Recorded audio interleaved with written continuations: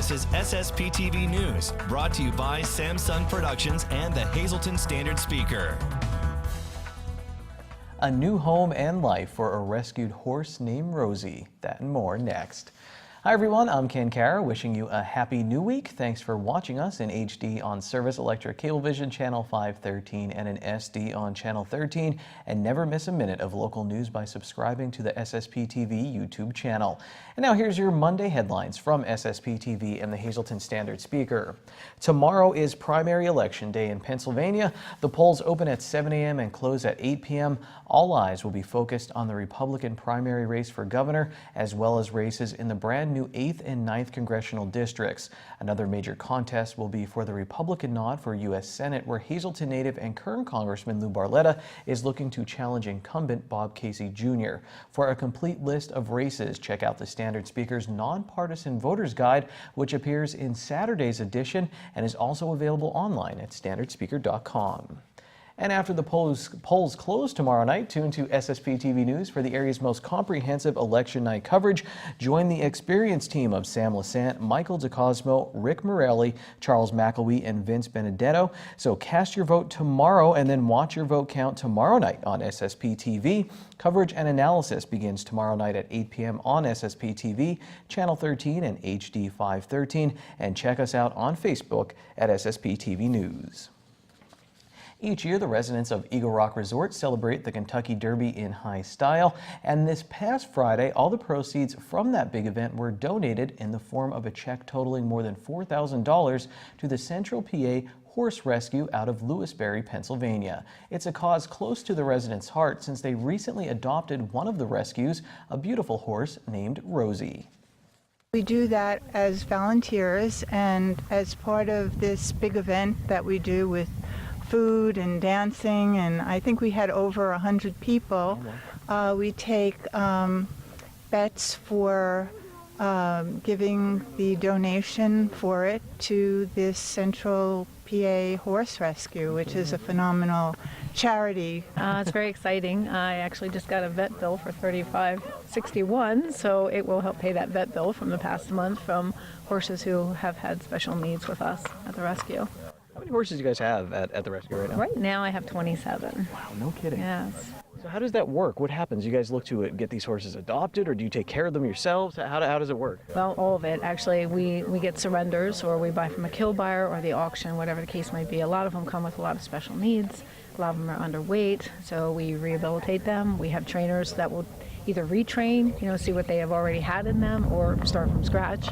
And then we hope to find a forever home for them. So we post them online and on Facebook, and people find us, like people here at Eagle Rock, who are giving Rosie an incredible life, a wonderful forever home. And that's what we hope for all of them. Most of the time the horses, they're facing slaughter in an auction. Sometimes it's between the kill buyers and us to buy them. Depending upon their condition, they can go very cheap, and if they do, they're headed directly to Canada and slaughtered and shipped to Asia and other countries where they're consumed for food. The Central PA Horse Rescue is in need of volunteers, donations, sponsors, and forever families for the horses. For more information, call 717-855-5188 or check them out online or on Facebook. This Wednesday, you're invited to an event that will celebrate a major milestone for the coal mining industry. Lisa Sugart has the details. Today, I'm pleased to welcome to our studios Eric Jesperson. Eric is a member of the Friends of the Nescopec, and that organization is hosting a film festival on Wednesday at the Cinema and Draft House in West Hazleton. Eric, thanks so much for being here. For someone not familiar with the organization Friends of the Nescopec, give us a little synopsis of what it's all about. Yeah, okay. Thanks. The Friends, it's a small nonprofit group down in, well, Nescopec's about 175 square miles of watershed, and it's interested in the history and there's some cleanup legacy that we have problems with in a little Nescopec. Just public education and public service.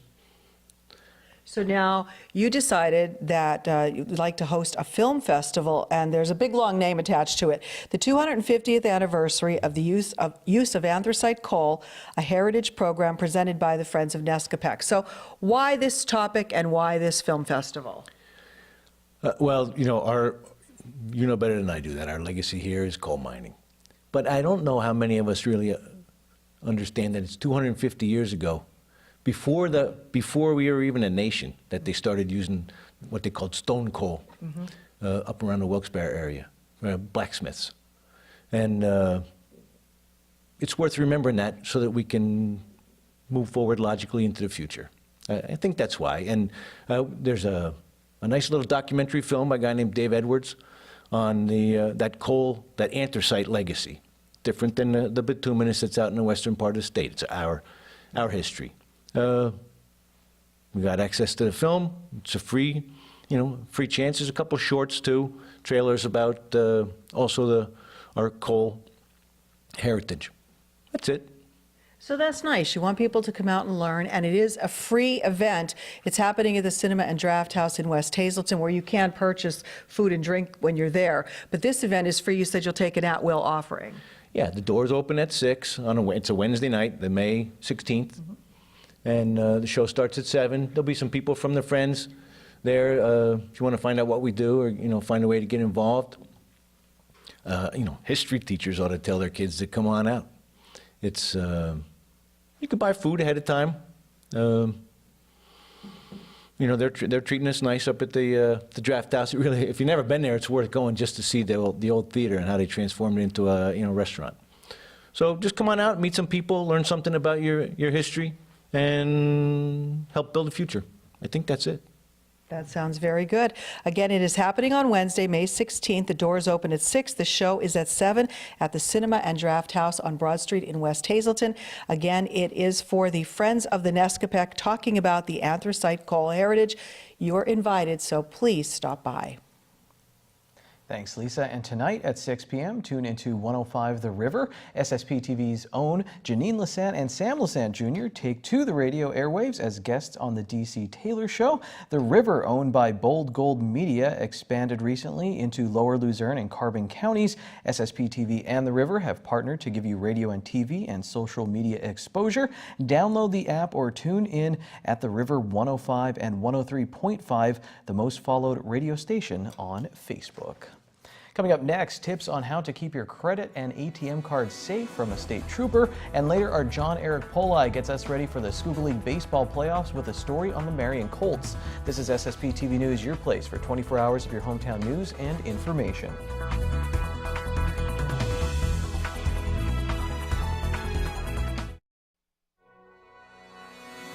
This is SSPTV News, brought to you by Samsung Productions and the Hazleton Standard Speaker.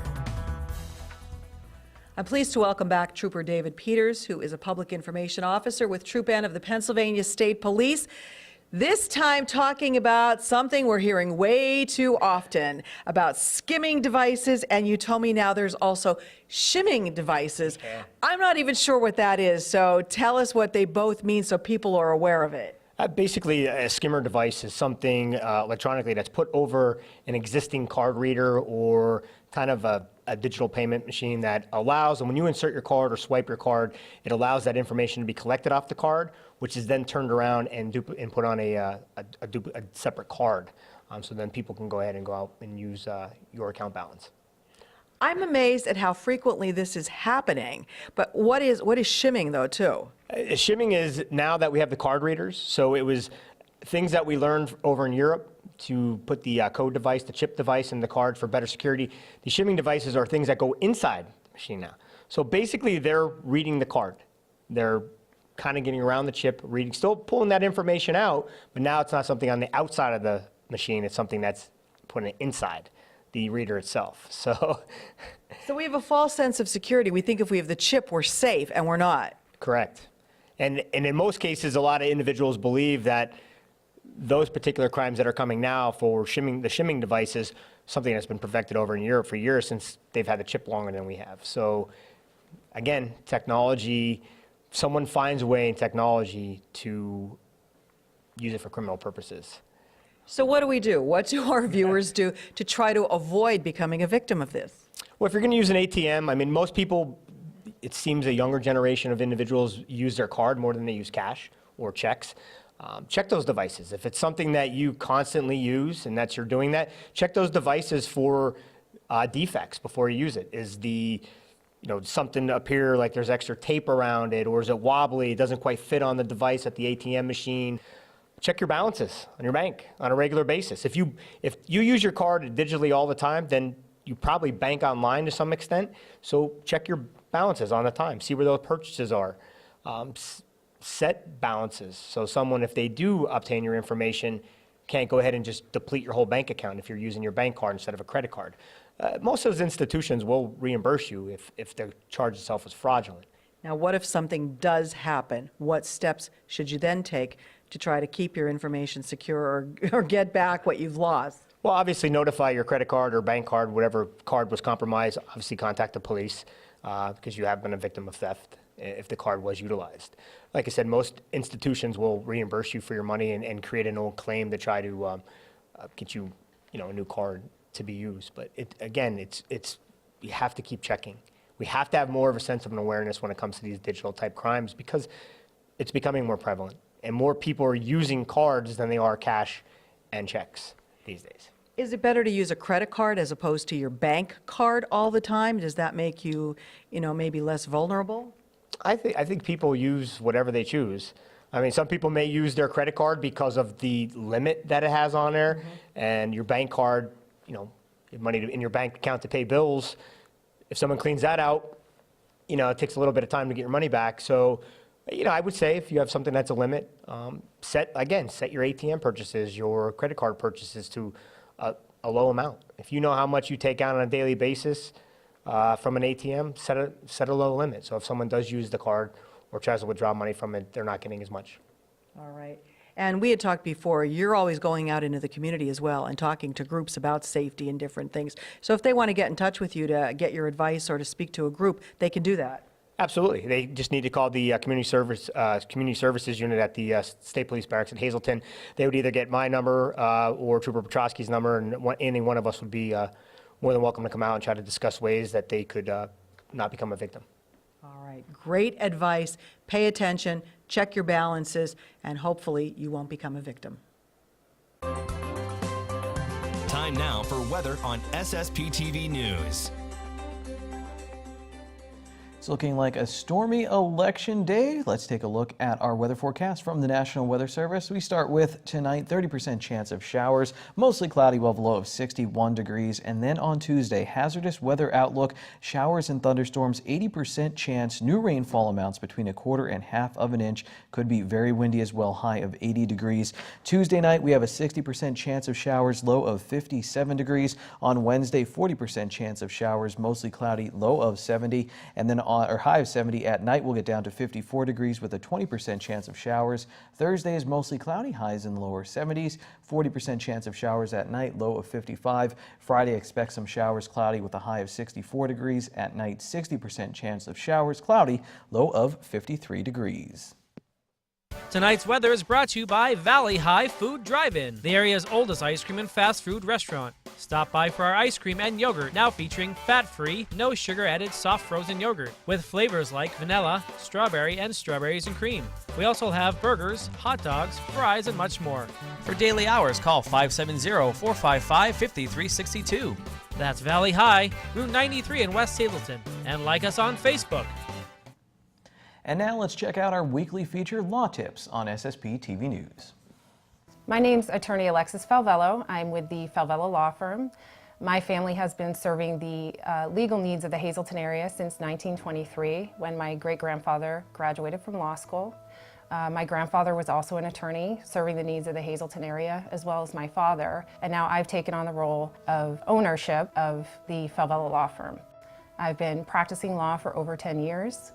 Prior to coming to Falvello Law Firm, I worked in the district attorney's office as a prosecutor. I was there for a period of approximately 8 years, and during my time there, I prosecuted vehicular homicide cases where victims were involved in car accidents with other individuals that may have been under the influence of alcohol or just negligent in the way in which they were driving their vehicle, thereby bringing on criminal charges.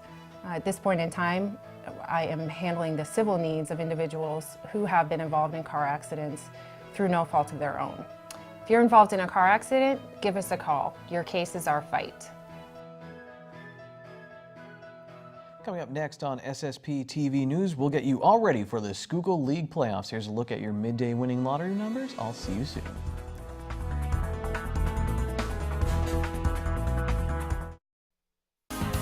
Time now for sports on SSPTV News.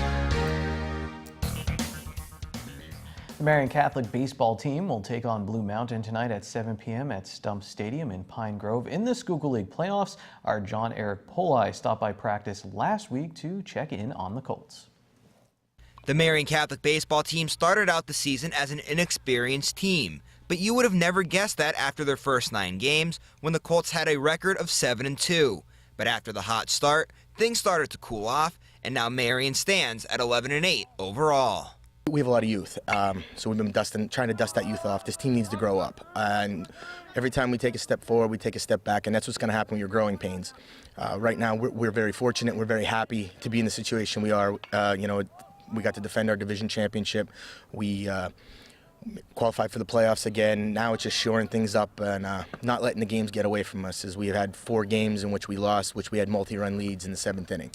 As you heard Coach say, things have played out all right for the young Colts. Marion won another Schuylkill League Division III crown, and now they've earned a spot to play Blue Mountain in the Schuylkill League playoffs. The players are now listening to their coach, as they know exactly what his message is ahead of the postseason.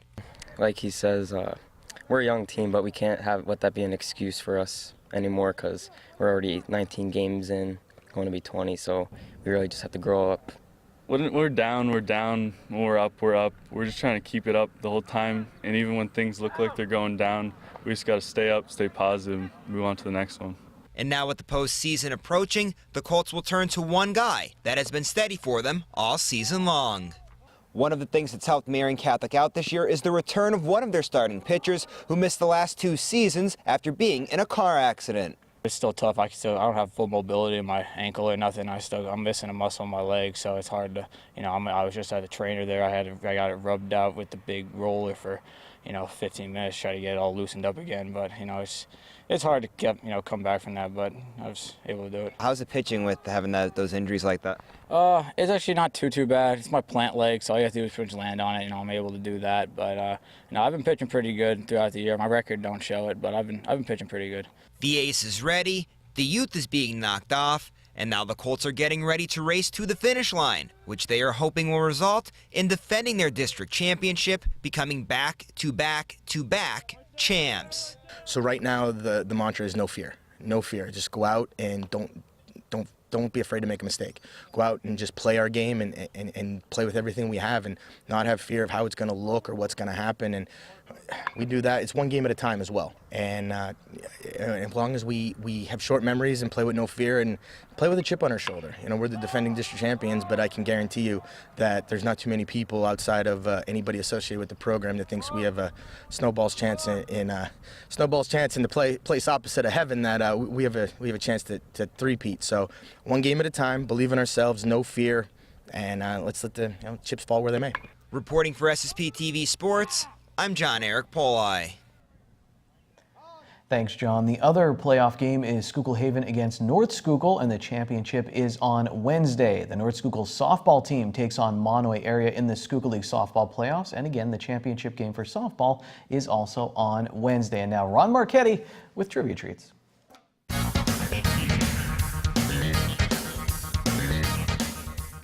The Philadelphia Athletics hosted the first night game in Major League history on this very night 79 years ago at Shibe Park in 1939. Hi, everybody, and welcome to Trivia Treats. The A's lost to the Indians that night in 1939, 8-3. Former Syracuse All-American running back Ernie Davis, who in 1961 became the first black player to win college football's Heisman Trophy, died of leukemia at a Cleveland hospital 55 years ago this Friday at age 23. Davis was first diagnosed as having the disease at the College All-Star Game in July of 1962, shortly after signing an $80,000 contract to play with the NFL's Cleveland Browns. Forced to sit out the entire 1962 season, Davis got good news in October when doctors announced that the leukemia was in remission and gave him the okay to resume his training program. But 6 weeks before he died, his blood began deteriorating. Apparently unaware of the seriousness of his condition, Davis continued working as a salesman for a soft drink distributor, in addition to conducting a film study for the Browns. When he entered the hospital on May 15th, he told Cleveland's officials that he would be out for maybe a couple of days. That never happened. Davis arrived at Syracuse University 2 years after the great Jimmy Brown had graduated. Davis broke all of Brown's rushing records while compiling 2,386 yards on 360 carries while scoring 220 points. In 2008, a film was released that was based on the life of Ernie Davis, The Elmira Express, starring Dennis Quaid and Rob Brown. It was a real tearjerker, which explored civil topics such as racism, discrimination, love, respectability, and athletics. I saw that movie. It was excellent. Not long after Davis died, Bob Hayes, a 20-year-old athlete at Florida A&M University, staked his claim as the world's fastest human when he set a world record by running the 100-yard dash in 9.1 seconds in the Amateur Athletic Union Championships at St. Louis. Hayes made his historic run in a semifinal heat and then duplicated in the finals. Mother of God. His dash to glory eventually earned him a spot on the roster of the Dallas Cowboys as a star and sensational wide receiver in the 60s. Enjoy the rest of your week, and I'll see you right back here on Friday. Till then, be a good sport and stay loose. Good evening, everyone. Here's today's talk of the town. The Tamako Community Arts Center will be presenting Rumors on May 18th at 7 p.m. and May 19th at 2 p.m. and 7 p.m. General admission is $12. Student and senior tickets are $10. For more information, you can call the Tamako Community Arts Center or go to their website. The Fritz Singer Town Senior Living Community will be having their Spring Craft and Vendor Fair on Saturday, May 19th from 10 a.m. until 3 p.m. Proceeds will benefit Beads of Courage. For more information, you can call Sharon Albright at the number on your screen. The Men of Marion Tricky Tray Auction will be held on Sunday, May 20th. Doors open at 11 a.m. and the drawing will begin at 2:30 p.m. For more information, you can call Marion Catholic at 570-467-3335. And on today's social report with the Hazleton Area Quarterbacks Club having their night of the races on Saturday, May 26th at the Elks Lodge in Hazleton. Doors open at 5:30 and the first race is at 6:30. Come join the fun. And that's today's Talk of the Town. SSPTV News would like to send sincere condolences to the family and friends of Martha D. Pauline of West Hazleton. A memorial service is Thursday at noon at the Harmon Funeral Home in Drums. Friends and family may call from 11 a.m. until the time of the service at the funeral home. Attention pay-per-view subscribers, if you see your name now on SSPTV News, give us a call to win a free movie from Service Electric Cablevision. Tonight's winner is John Mock Jr. of McAdoo. Call us now, 570-455-7267, extension 104. Election night coverage starts tomorrow at 8 p.m. I'll see you before that on SSPTV News at 5. Have a good night, everyone. Take it easy. Watch us online anytime at ssptv.com and follow us on Facebook and Twitter.